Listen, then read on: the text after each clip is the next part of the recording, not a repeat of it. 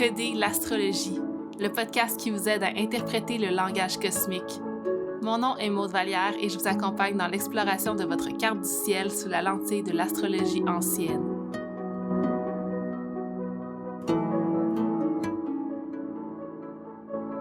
Allô tout le monde et bienvenue à ce tout nouvel épisode de Décoder l'astrologie. Merci d'être avec moi encore aujourd'hui. Ça fait tellement un long moment que j'ai pas enregistré d'épisode. Puis aujourd'hui, je vous reviens avec un épisode qui a été enregistré il y a quelques mois. Un épisode qui est très spécial à mes yeux parce qu'il a une invitée, la première invitée du podcast, qui est Marianne Cyr, mon amie, ma partenaire de business, ma co-créatrice, ma soul sister. On a eu une belle discussion sur la maison 12 dans la carte du ciel. J'ai bien hâte de vous faire découvrir ça. Mais avant de commencer l'épisode, j'aimerais mentionner que pendant l'enregistrement, nous parlions de la masterclass du maître de l'ascendant, qui est une masterclass, un atelier en ligne qu'on a offert au mois de février ou mars environ. Et on avait l'intention de l'offrir à nouveau cet été, vu que ça a été un succès. Mais finalement, ce projet-là s'est transformé en quelque chose de beaucoup plus grand. Donc moi et Marianne, récemment, on a lancé un grand projet qui est une communauté mystique nommée Connexion Cosmique. Donc, c'est un abonnement mensuel dans lequel vous pouvez rejoindre la communauté, qui est un groupe Facebook privé dans lequel vous pouvez échanger, poser des questions, en apprendre plus sur les arts mystiques comme l'astrologie et le tarot, créer des liens avec d'autres personnes qui ont les mêmes intérêts que vous. On est déjà une vingtaine sur le groupe, c'est vraiment le fun, c'est une belle énergie de communauté, de collectif qui fait du bien à l'âme.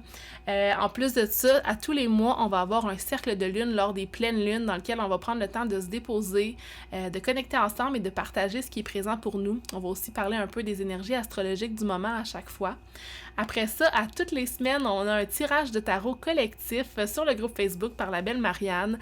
Dans ces tirages de tarot-là, vous pouvez également demander une carte personnalisée que Marianne va vous offrir avec la signification et tout.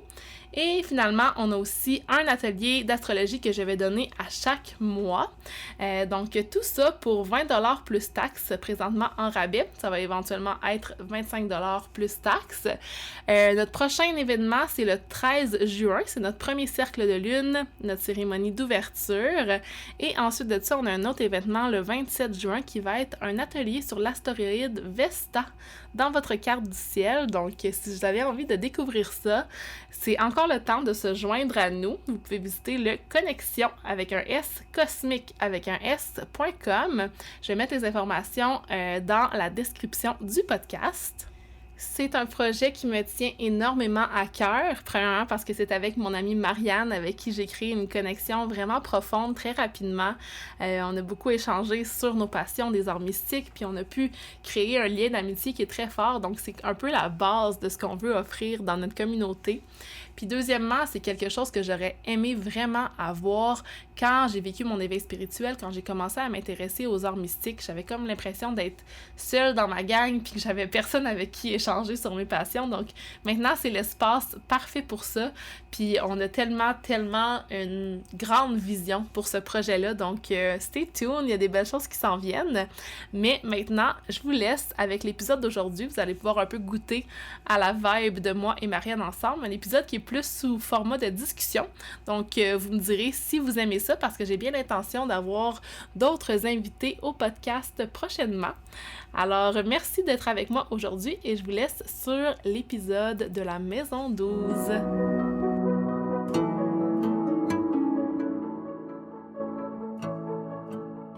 Bonjour tout le monde, bienvenue à un nouvel épisode de Décoder l'astrologie. Aujourd'hui, c'est un épisode spécial parce que j'ai une invitée avec moi qui va venir parler de la Maison 12. Elle a, comme moi, son soleil en Maison 12, donc c'est l'invitée parfaite. Je vous présente mon amie Marianne Cyr. Allô! Allô! Je suis contente que tu sois là avec moi aujourd'hui. Super contente d'être là aussi, ouais. Ouais, donc Marianne, c'est la personne avec qui j'ai fait l'atelier sur le maître de l'ascendant, le masterclass qu'on a donné il y a pas si longtemps que ça.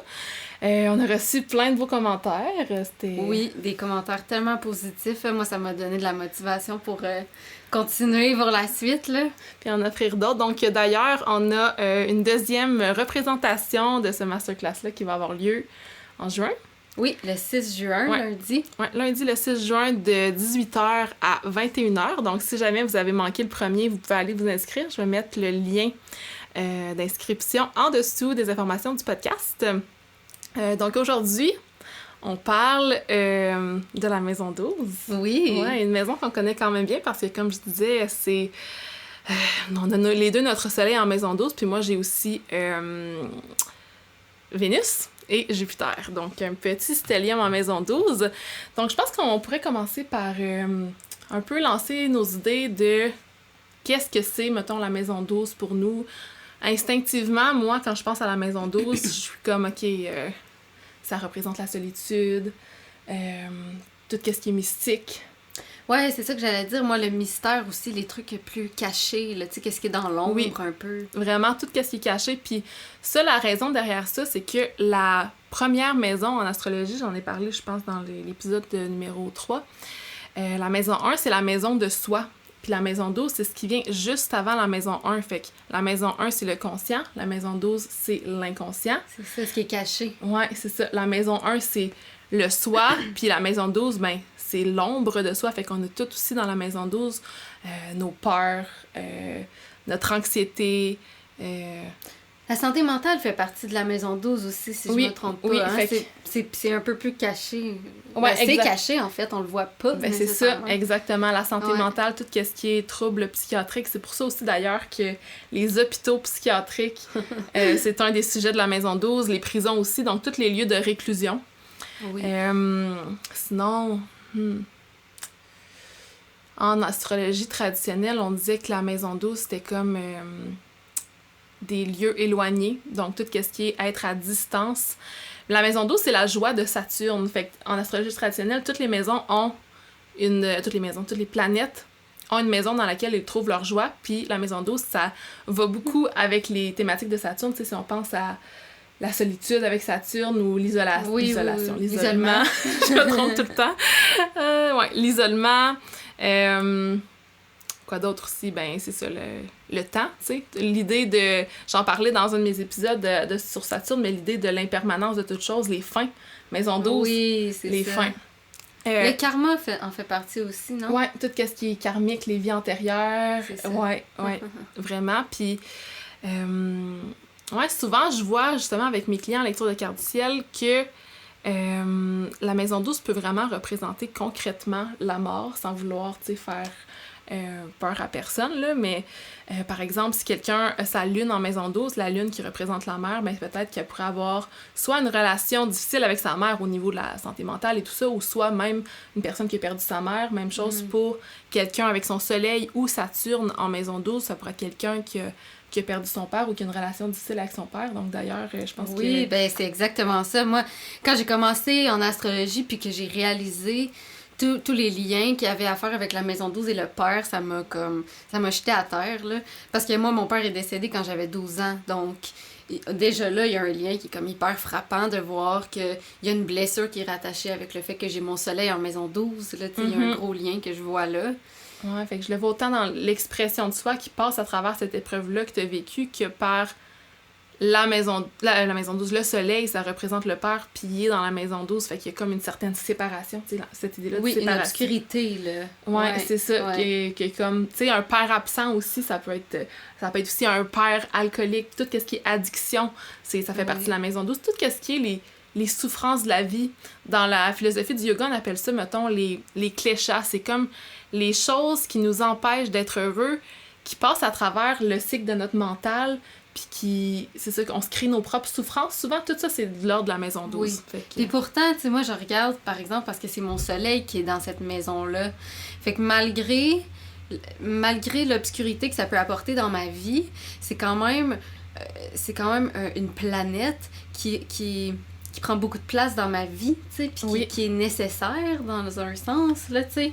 Mon soleil est en Gémeaux, puis je trouve qu'il prend une très grande place dans ma vie, même si c'est le seul placement que j'ai dans cette maison-là, dans ce signe-là, tu sais. Ouais. Il est très présent, puis je le vois même comme quelque chose de positif aussi. Oui, il y a le côté vraiment mystique, puis ce que je vois vraiment avec toi aussi en te connaissant, c'est que, en tout cas pour moi, dans ma vision de l'astrologie, le soleil, c'est vraiment comme ce que l'âme est venue accomplir ici, tu sais, comme la mission de l'âme, puis toi, ben t'as travaillé longtemps ou tu travailles encore avec des personnes qui vivent des souffrances mentales, la santé mentale, puis tout ça. Fait que t'es comme ton soleil représentant ta mission de vie en Gémeaux, qui est la communication, les échanges avec les autres. Fait qu'à travers la communication, t'es venu guérir les autres. Oui, c'est Maison 12 guérison, là, c'est tellement ça. C'est ça. T'incarnes vraiment ton soleil. C'est fou. Hey, pour avoir travaillé pendant 3 ans dans un hôpital psychiatrique, là, je comprends pas que le lien peut être aussi clair. C'est ça, exactement. Puis c'est fou, ça veut pas dire que pour chacune des personnes, ça va être la même chose. Ils vont travailler, si on leur soleil en maison douce, ils vont travailler dans un hôpital psychiatrique ou peu importe, tu sais. Oui. C'est moi, tu sais, j'ai mon soleil en maison douce, puis ça se présente tellement pas comme ça. Je travaille pas nécessairement, mais c'est sûr que je travaille pas en relation d'aide, mais tu sais, je fais des lectures de cartes du ciel, puis toi aussi d'ailleurs, tu sais, l'astrologie, c'est beaucoup un mélange peut-être de maison 9 pour la spiritualité, mais maison 12 aussi parce que ça a attrait à tout ce qui est introspection, puis l'invisible, tout ce qu'on ne peut pas voir. Oui. Ouais, exactement. Fait que, c'est pas mal ça la maison 12. Puis tu sais, on avait aussi envie de parler de comment un peu ça peut se présenter plus concrètement à travers nos propres vies, tu sais. Moi, j'ai mon soleil, mettons, en maison 12. J'ai aussi Vénus, donc Vénus qui représente les relations. Fait qu'un détail important que je veux emmener, c'est qu'en astrologie moderne, on voit beaucoup la carte du ciel comme une map de la psyché de quelqu'un, de toute sa psychologie, tandis qu'en astrologie plus traditionnelle, on voit vraiment la maison 1 comme le natif et le reste des maisons comme d'autres parties de sa vie avec lesquelles, évidemment, il interagit. Donc, c'est pas parce que t'as des placements en maison 12 que c'est nécessairement que ça va te décrire toi, comme Marianne, par exemple. Ça représente sa clientèle qu'elle est venue servir, tu sais. Oui, ça représente aussi, ça pour nous deux, l'astrologie, le tarot, tout ça, ça peut représenter le mystique, puis tu sais, ce qu'on est venu faire, c'est en lien avec ça. Fait que c'est pas nécessairement nous qui a des troubles de santé mentale, mais moi, en ayant, tu sais, Vénus là. Oui. Il y a cette...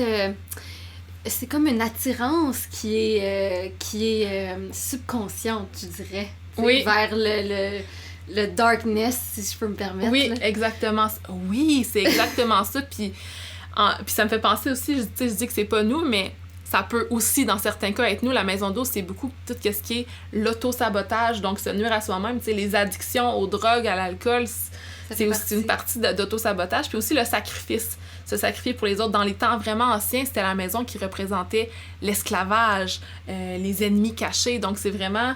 Ouais, c'est vraiment dark comme maison. D'ailleurs, les Grecs l'appelaient Malas Demon, puis c'était appelé the House of Bad Spirit. C'était comme un peu evil, tu sais, comme c'est vraiment c'est ça, le Malas Demon. Fait que c'est comme vraiment en lien avec le diable, tu sais. Puis dans ce temps-là, les personnes n'étaient pas nécessairement, elles trouvaient pas ça grave qu'il y ait des placements dans des maisons considérées des mauvaises maisons parce que il y avait une certaine acceptation que les souffrances, comme le bonheur, ça fait partie de la vie, puis que t'as comme les hauts et les bas, puis que c'est ça. Fait que souvent... Ça devrait pas non plus être vu tout le temps négatif, tu sais. Oui, c'est ça. Si on regarde, parce que là, tu parlais de... que c'est associé aux démons un peu, tu sais. Si on regarde, par exemple, la carte du diable dans le tarot, oui. le tas de tarot que moi je connais bien, il va expliquer la carte du diable, puis il l'interprète de façon à... c'est important de regarder la vie comme si c'était pas si sérieux que ça, tu sais. Mm-hmm. Faut voir un peu les choses avec un côté humoristique plutôt que toujours négatif, justement, tu sais. Fait que c'est quand on s'arrête à l'interprétation des choses, mais quand on s'arrête, ouais. Ouais, c'est ça. Puis ça me donne aussi l'impression que les personnes, justement, qui ont compris que la vie est impermanente puis qu'on allait tous mourir un jour, ben ils ont plus tendance à voir la vie avec humour puis de comme faire whatever they want, puis c'est ça, c'est comme un certain lâcher-prise sur la réalité matérielle. Tu sais, la maison 12, c'est tout ce qui est matériel. C'est ça. C'est tout ce qui est voir des esprits, canaliser, méditer.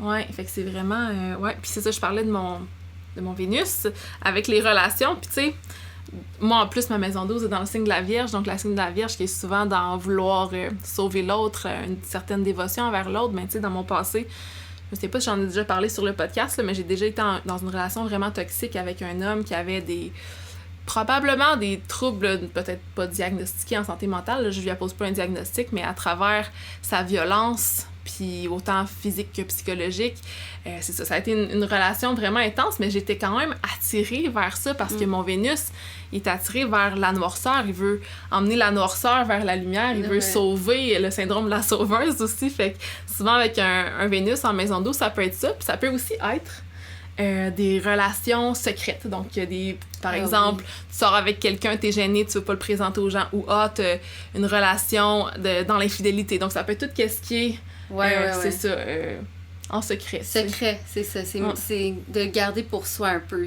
sans le montrer aux autres. Ouais, exactement.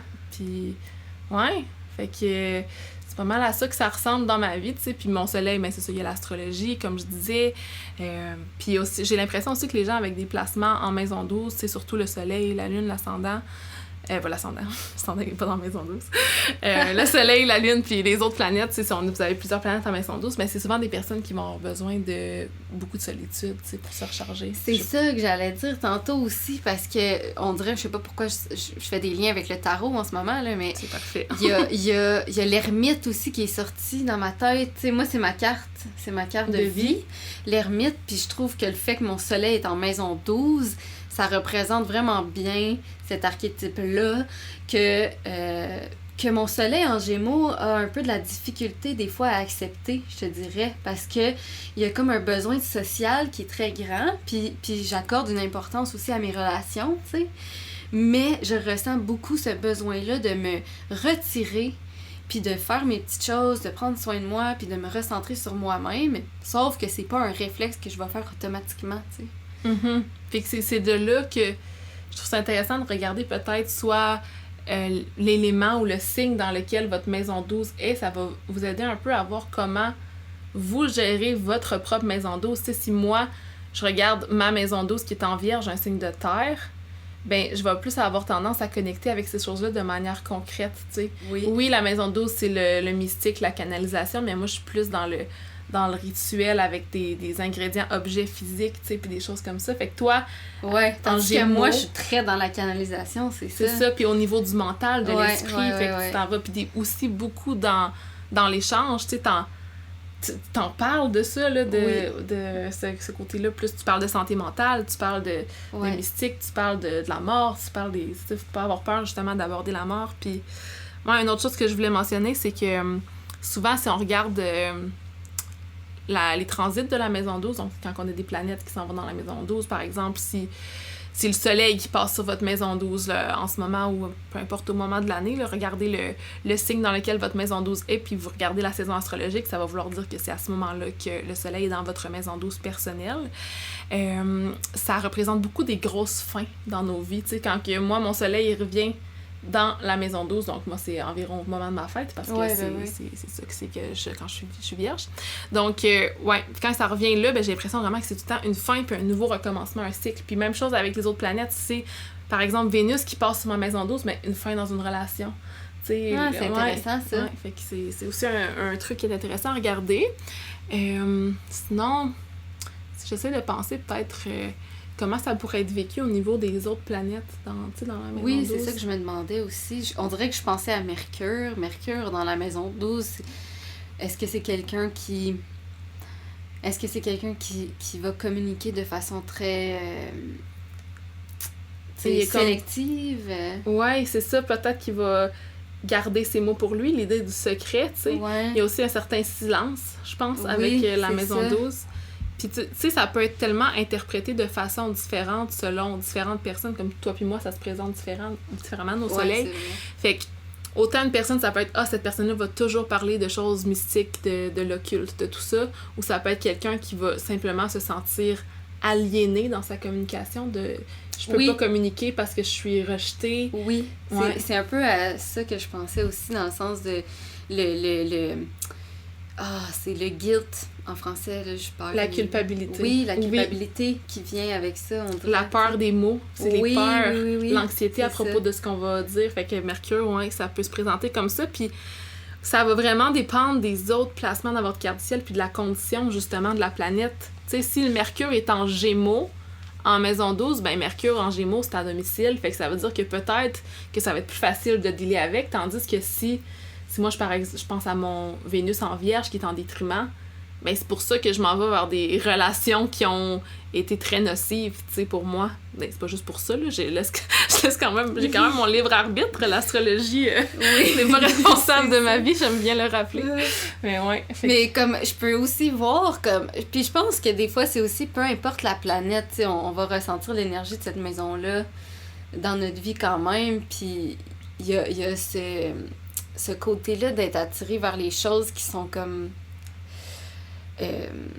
interdite un peu, là, tu sais, la petite aventure, là, le petit spark, là, l'excitation cette recherche-là, là, tu sais, c'est le fait... La petite adrénaline avant de faire un mauvais coup, là. Ouais, c'est le fait de se foutre un peu de la vie, tu sais, vu que la maison 12, c'est la mort, ben c'est comme la vie, on s'en fout. Ouais. Je le vois vraiment comme ça, puis je vois aussi... j'ai oublié mon idée, ce que je voulais dire. C'était en lien avec ça, là, ce que tu venais de dire. Ouais, la petite adrénaline. Le petit spark, le petit... Aller vers l'interdit. Ouais, aller vers l'interdit. Ben, j'ai oublié. Ah, c'est pas grave. C'est ça, pas, je pars sur... Ouais, fait que si, mettons, on pense aux autres planètes, donc, par exemple, on a parlé quand même de Vénus à travers les relations. Ça peut se présenter comme beaucoup de relations de personnes qui ont de la difficulté avec leur santé mentale, qui ont des addictions, qui ont... D'ailleurs, mon ex a visité une prison à un moment donné dans sa vie parce qu'il avait commis un crime, évidemment. Puis c'était pendant qu'on était ensemble. Fait que, tu sais, moi, aller visiter un homme en prison, je trouve que c'est très représentatif de mon Vénus dans la maison 12. Pour vrai, je pense que c'est une des choses qui m'a fait vraiment croire solidement à l'astrologie, de vivre des choses comme ça, tu sais. Ah oui, quand c'est clair comme de l'eau de roche, on dirait on peut pas faire autrement qu'y croire. Ouais, puis ça me fait penser aussi à l'idée de la distance, tu sais, avec la maison 12. Puis toi, Soleil, en maison 12, qu'est-ce que tu fais en ce moment? Je m'en vais. Je décolle. Ouais, donc Marianne, elle s'en va en VR. Ouais, toute l'aventure qui commence dans quelques jours. Puis c'est fou parce que ça me sort de ma zone de confort de faire ça, tu sais, mais en même temps, je le ressens tellement. Je ressens tellement que c'est ça que je dois faire que ça coule. C'est ça, si c'est aussi facile, c'est parce que c'était sur ton chemin de vie, ton soleil, dans la maison 12, de t'éloigner, d'être à distance. Puis moi, quand je pense, j'ai grandi en Abitibi, puis là, maintenant, j'étais à 6-7 heures de ma famille puis de mes amis là-bas, fait que je me suis comme distanciée de ma famille, fait qu'il y a cette idée-là, justement, de distance encore, puis je pense que ça se ramène à cette notion-là de solitude, tu sais, puis de besoin d'être isolé, tu sais. Isolé et peut-être même d'être une personne à part entière, tu sais, dans la maison 12, il y a ce petit côté-là de comme identité, tu sais, quelque chose. Ben c'est ça, puis la maison 12, c'est comme le bébé dans l'utérus, on naît, puis c'est notre maison 1 qui est à l'horizon, mais pendant qu'on est encore dans le ventre de la mère, avant la naissance, c'est la maison 12 qui est à l'horizon, fait que si on était né un petit peu plus avant, ben ça serait ce signe-là. Fait que c'est comme toute la symbolique de je suis attachée à quelque chose puis je me détache. T'sais. Oui, il y a aussi ça.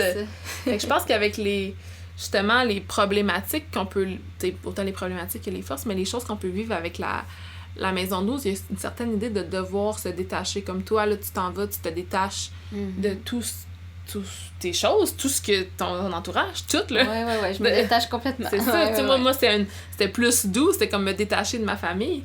Puis quand j'y pense aussi... doux, c'est dans le sens... j'ai quand même... c'est vrai, j'ai quand même tout abandonné pour m'en aller vivre à Montréal là, quand j'avais 16 ans. Puis c'était quand même, on dirait que c'était comme dans ma destinée de faire ça. Puis le fait que j'aille Vénus en coprésence avec mon soleil dans la maison 12... Vénus, qui est aussi le maître de mon ascendant, qui gouverne la direction de ma vie. Venez faire notre masterclass maître de l'ascendant pour mieux comprendre. D'ailleurs, dans le masterclass, on parle de toutes les maisons, donc si jamais vous avez envie d'en apprendre plus sur la maison 12 ou toutes les autres maisons, ça va être ça. Donc, ce que je disais, c'est que en ayant mon Vénus en coprésence avec mon soleil, mais ça fait que la direction de ma vie est un peu dirigée par mes relations. Dans ce cas-là, peut-être mes relations amoureuses. Fait que, tu sais, à 16 ans, j'ai abandonné, mais j'ai abandonné. Ça, c'est moi qui parle comme ça, tu sais, c'est le genre de mot que j'utilise, mais j'ai quitté ma famille. Mon Dieu, t'es dur sur toi-même! Ouais, c'est ça. Mais la maison douce, c'est l'auto-sabotage, donc c'est pour ça que j'ai oui, c'est ça. Il y a beaucoup ça aussi. Là, je suis en train de m'éparpiller, mais j'ai quitté ma famille par amour, tu sais, pour suivre ma relation, puis après ça, je suis allée vivre, tu sais, à Montréal, puis éventuellement, j'étais avec quelqu'un d'autre, j'habitais dans le coin de Montréal, puis là, j'ai déménagé à Ottawa pour cette personne-là parce qu'il y avait son fils ici, donc j'ai beaucoup suivi un amoureux comme c'était ma direction de vie, c'était là que je m'en allais parce que j'étais en dévotion, tu sais, à la Vierge, donc oui, c'est ça. Voilà, donc sinon, je sais pas si on a d'autres exemples. Si, mettons, on pense à un Mars en maison douce. Ouais, c'est une bonne question, ça. Moi, je vois beaucoup d'une certaine... Intensité. Puis une certaine violence. Pas nécessairement que la personne va être violente, mais qu'elle peut vivre la violence dans sa vie. L'agressivité, il y a quelque chose à ce niveau-là. Il y a une dynamique d'agressivité, de violence, mais pas nécessairement qui vient de soi, parce qu'on se rappelle, la maison douce, c'est pas nécessairement soi. Mais ça peut être aussi des choses vraiment inconscientes, comme tout ce que je viens de dire là, dans mon langage, de dire que j'ai abandonné ma famille. Il y a une certaine négation dans le langage. Fait que, tu sais, c'est un bel exemple de Mercure en maison douce. Ouais. Donc, je sais pas si on avait d'autres choses qu'on pourrait ajouter. Je vais regarder rapidement mes notes, voir si j'avais autre chose. On a parlé de vie antérieure, oui, c'est ça. Si vous croyez dans les vies antérieures, si ça vous intéresse, d'explorer, oui, le nœud sud, le nœud nord, mais explorer aussi la maison 12 dans votre carte ciel, ça va vous aider peut-être à mieux comprendre ce que vous avez vécu. Donc, dans mes petites notes, j'avais santé mentale, solitude, ennemi secret, sacrifice de soi. Fait que c'est vraiment ce qu'on a nommé aujourd'hui. La fin d'un grand cycle, l'impermanence.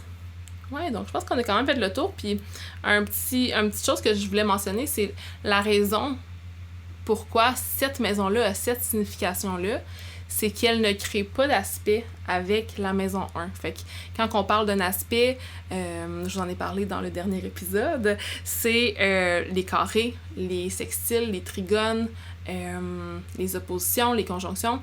Donc, entre la maison 1 et la maison 12, il n'y a aucun aspect qui se crée parce que c'est pas un angle de, par exemple, 60 degrés ou de 90 degrés. Même chose avec la maison 7 qui est la maison de l'autre. Fait que pas d'aspect avec la maison de l'autre, pas d'aspect avec la maison de soi. Fait que c'est être isolé de soi, isolé des autres, puis c'est ça l'idée aussi de l'inconscient puis de la solitude. Donc, c'est comme une maison à part des 11 autres. Ouais. Elle porte bien sa thématique. Oui, vraiment, vraiment, vraiment. Puis je pense qu'elle me fait aussi quand même penser un peu à la maison 8 que je vais sûrement parler. Ben, c'est ça que j'allais dire, parce que je rajoute un petit peu, mais il y a la notion de deuil qui revient quand même avec la mort. Tu sais, dans cette maison-là, puis comme si moi j'essaie de l'appliquer dans ma vie en faisant beaucoup d'introspection puis en travaillant sur moi, je réalise de plus en plus que les deuils sont toujours difficiles, peu importe c'est quoi la nature du deuil dans ma vie, tu sais. Ça peut faire écho à cette maison-là aussi, je pense. Là, ça vient probablement de la blessure que j'ai vécue avec mon père, qui a été le premier deuil significatif. Les fins sont difficiles. C'est ça. Toutes sortes de fins, là. Ouais. Autant les émissions de télé que les gens qui quittent ma vie, là. Ouais, effectivement, pour toi, ça se présente de cette façon-là dans ta carte du ciel que toutes les fins, ça va être difficile. Puis moi, je pense que c'est plus la relation avec la solitude. J'ai de la difficulté avec la solitude, avec aussi l'idée du sacrifice. Mais peut-être que je l'ai trop vécu dans ma vie que maintenant, je suis un peu rendue tannée. Mais moi, c'est le genre de leçon de vie à observer. Donc... voilà, je pense qu'on a quand même fait le tour pour aujourd'hui. Est-ce autre chose que tu aimerais rajouter? Non, moi je pense que ça va. Ouais, ça fait le tour. Si vous avez aimé ça, vous nous laisserez des commentaires peut-être sur la publication Instagram, nous écrire un petit courriel ou venir peut-être nous rencontrer pour la masterclass au mois de juin. Donc, comme j'ai dit, je vais mettre le lien en bio. Puis j'avais envie de finir avec une petite review qu'on a reçue de la masterclass pour un peu vous donner une idée de comment vous ressortez après l'atelier. Donc, as-tu envie de nous la lire? Oui, je vous la lis. Donc, c'est un petit extrait là, d'un review qu'on a reçu. Alors, ça va comme suit. Je voulais vous dire félicitations pour ce masterclass. C'était vraiment pertinent. Ça paraît que vous y avez mis du temps et du cœur. Ayant un Mars en balance en maison 12, ça a toujours été un peu flou de comment interpréter ce placement. Maintenant, je sais comment mieux m'y prendre et ça m'a amené vers certaines réflexions que je ne pensais pas faire. Moi, ça me fait toujours plaisir de lire des commentaires comme ça. Que la personne a comme réussi à comprendre son placement. Puis tu sais, il y a tellement d'options avec la maison 12. C'est Mars en balance en maison 12, comme ça peut être Vénus en poisson en maison 12, puis qu'il y a tellement différentes façons de l'interpréter. Fait que si vous avez envie de comprendre comment interpréter un placement, ben on est là pour vous, Masterclass, Maître de l'ascendant. Oui. Donc, merci Marianne d'avoir été avec moi aujourd'hui. J'espère qu'on va enregistrer d'autres épisodes ensemble. Évidemment, je suis certaine que ça s'en vient. On a aussi plein de beaux projets qui s'en viennent. Plein de beaux projets qui s'en viennent. Hey, je me retiens d'en parler, là, mais oui, ben merci de m'avoir invitée, vraiment, là, ça me touche beaucoup, puis j'espère vraiment qu'on va avoir la chance d'en faire d'autres. Oui, je suis certaine. Donc, merci d'avoir écouté. Si vous avez aimé l'épisode, vous pouvez aller laisser une review sur Apple Podcast et même sur Spotify. Maintenant, on peut mettre des petites étoiles, donc ça aide vraiment à faire connaître le podcast. Et si vous avez des commentaires, des questions, n'hésitez jamais à m'écrire ou même à écrire à Marianne ce qu'elle a partagé aujourd'hui, ça va nous faire plaisir de vous répondre. Merci. Au revoir.